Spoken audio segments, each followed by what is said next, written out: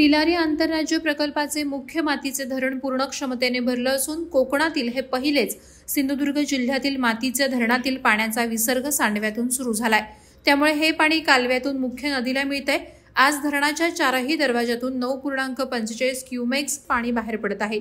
हे पाणी तिलारी नदीला मिळत असल्याने नदीच्या पाणी पात्रात वाढ झाली आहे। पावसाची उघडझाप असल्याने पाणी तीव्रता कमी असल्याचं दिसून येत आहे, तरी सावधानतेचा इशारा देण्यात आलाय।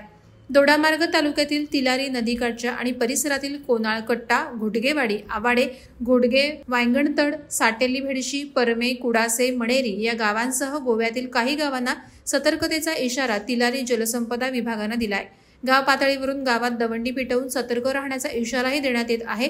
दरम्यान तिलारी प्रकल्पाचे कार्यकारी अभियंता विनायक जाधव, उपकार्यकारी अभियंता बुचडे आदींनी धरण परिसरातील भागाची पाहणी केली आणि सुरक्षितता, बचाव, दक्षता घेण्याच्या बाबत सूचना केल्या। प्रहार डिजिटलसाठी सुहास देसाई, दोडामार्ग।